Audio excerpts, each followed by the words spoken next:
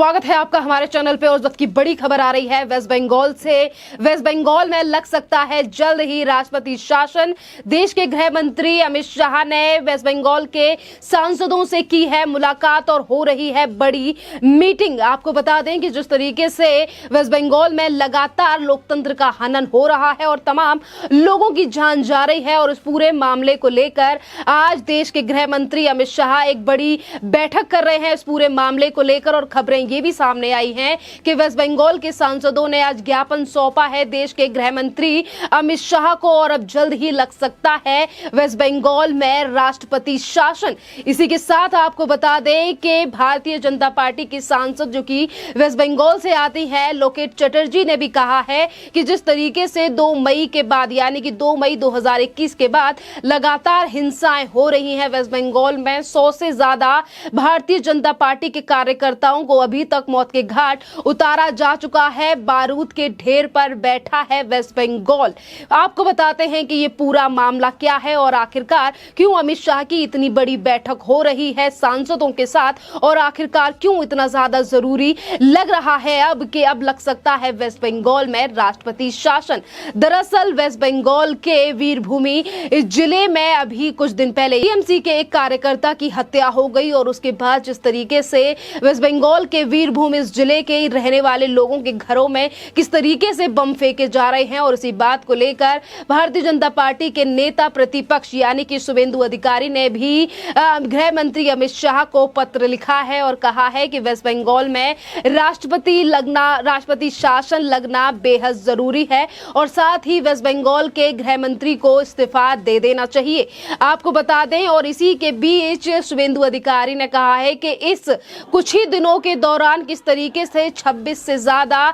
हत्याएं हो चुकी हैं, मौत हो चुकी है वेस्ट बंगाल के अंदर, और निरंतर लोगों को यानी कि एक परिवार से 7-7 लोगों की जो लाशें हैं वो बरामद हो रही हैं, और किस तरीके से आम लोगों के घरों पर बम फेंके जा रहे हैं, गुंडागर्दी की जा रही है, और किस तरीके से लोकतंत्र का हनन हो रहा है वेस्ट बंगाल में। जहां एक तरफ बीजेपी के एक के बाद एक नेता इस पूरे मामले को लेकर गृह मंत्रालय को चिट्ठी लिख रहे हैं, अमित शाह की भी इस पूरे मामले को लेकर बड़ी बैठक हो रही है। अब ये जो मामला है वो काफी ज्यादा गंभीर होता जा रहा है, और लगातार खबरें वेस्ट बंगाल से सामने आ रही है कि किस तरीके से वेस्ट बंगाल में जहां ममता बनर्जी एक तरफ कहती हैं कि वेस्ट बंगाल में सारे हालात सामान्य है, वेस्ट बंगाल में कोई भी हिंसा नहीं है, बीजेपी अपना प्रोपेगेंडा चला रही है, पर जो तस्वीरें हैं वो कुछ और ही बयां कर रही हैं कि किस तरीके से वेस्ट बंगाल में लोगों के घरों पर बम फेंके जा रहे हैं। और आज इसी पूरे मामले को लेकर भारतीय जनता पार्टी की तरफ से एक प्रेस कॉन्फ्रेंस भी रिलीज की गई, जिसमें गौरव भाटिया ने यह भी कहा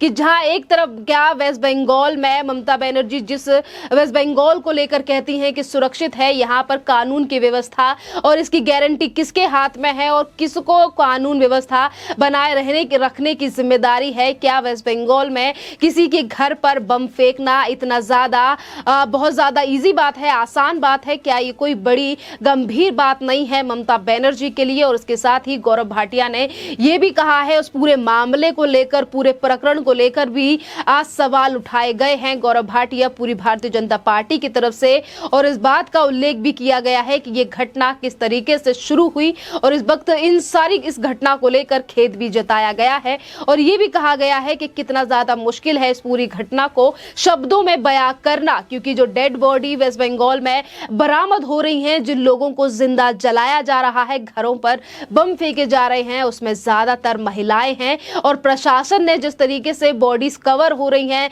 बॉडी सामने आ रही हैं, उन्हें अभी से छुपाना शुरू कर दिया है। यानी कि जहां एक तरफ वेस्ट बंगाल में 2 मई 2021 के बाद ही किस तरीके से जो ममता बनर्जी के सहयोग में रहने वाले लोग हैं, ममता बनर्जी को सपोर्ट करने वाले लोग हैं, किस तरीके से वो क्रूरता दिखा रहे हैं और ये दिखाने की कोशिश कर रहे हैं कि अगर ममता बनर्जी या उनके सपोर्टरों के खिलाफ किसी ने भी आवाज उठाने की कोशिश की तो उनका क्या अंजाम होगा। किस तरीके से चीजें आज वेस्ट बंगाल में नजर आ रही हैं वो काफी ज्यादा दर्दनाक है, और यही बड़ा कारण है कि शायद आज गृह मंत्री अमित शाह और बीजेपी के जितने भी सांसद हैं, ज्ञापन से लेकर चिट्ठियां आज गृह मंत्रालय को सौंपी जा रही हैं, और चिंता का विषय बन रहा है, क्योंकि जिस तरीके से वेस्ट बंगाल में जिंदा जलाया जा रहा है उन निर्दोष लोगों का, जिनका कोई भी रोल नहीं है इस पूरी चीजों में अगर टीएमसी का एक कार्यकर्ता या एक सपोर्टर भी मर रहा है तो उसके बदले में कितने ही मासूम लोगों की जान वेस्ट बंगाल में जा रही है, और जिसको लेकर ममता बनर्जी की तरफ से अभी तक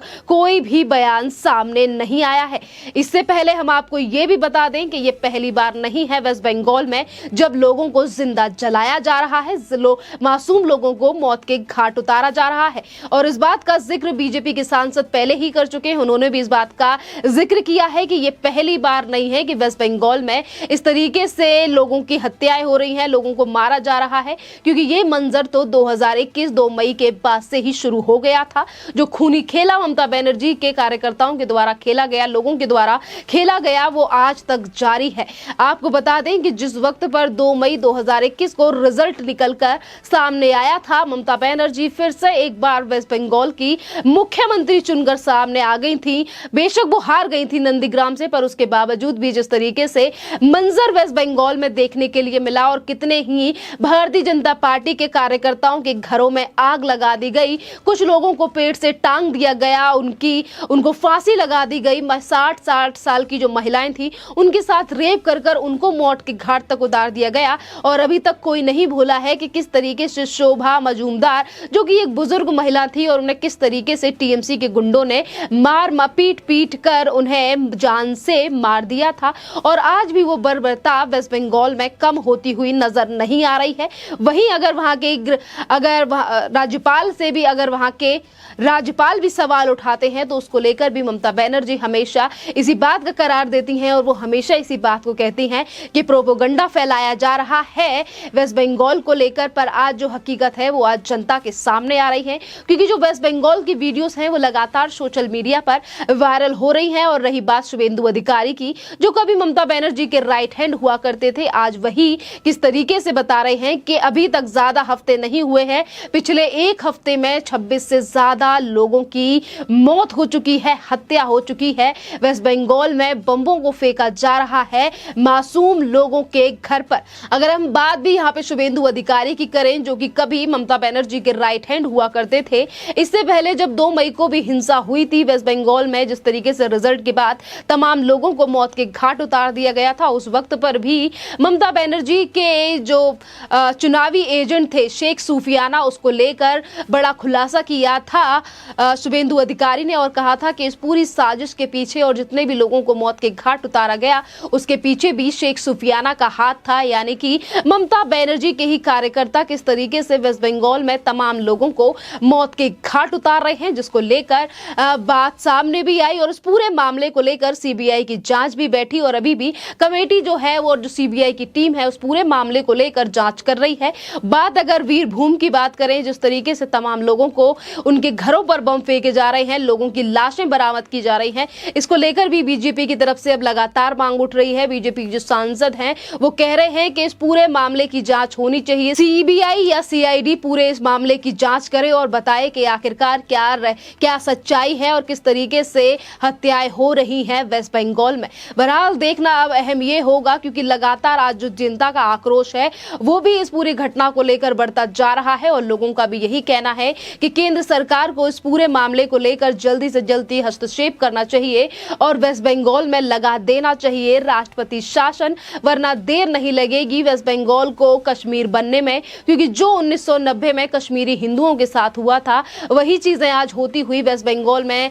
हिंदुओं के साथ दिखाई दे रही हैं। तो जल्द ही केंद्र सरकार को इस पूरे मामले को लेकर एक्शन लेना चाहिए, और आज इन्हीं बातों को आज सोशल मीडिया पर तमाम लोग कर रहे हैं। अब देखना अहम ये होगा कि सांसदों से तो मीटिंग हो ही रही है गृह मंत्री अमित शाह की, अब कौन सा वो दिन आता है और कब लेगी केंद्र सरकार मास्टर स्ट्रोक वेस्ट बंगाल को लेकर, क्योंकि एक दिन प्रतिदिन जो हिंसाएं हैं वो वेस्ट बंगाल में बढ़ती जा रही हैं, और इसका शिकार सिर्फ वो लोग हो रहे हैं जिनको राजनीति से कोई लेना देना नहीं है, और किस तरीके से जो लोग हैं वो वेस्ट बंगाल में आज रह रहे हैं, जो ममता बनर्जी के खिलाफ बोल भी नहीं सकते और जिन्होंने वोट नहीं दिया, उनका क्या हाल आज वेस्ट बंगाल में है, जिसको लेकर आज बीजेपी के नेताओं को भी सारी सच्चाई पता है। और शायद यही बड़ा कारण है कि आज एक के बाद एक मीटिंग, ज्ञापन और लेटर लिखे जा रहे हैं केंद्र सरकार को। इस टॉपिक पर आपका क्या कहना है, आप हमें कमेंट करके जरूर बताइए। धन्यवाद।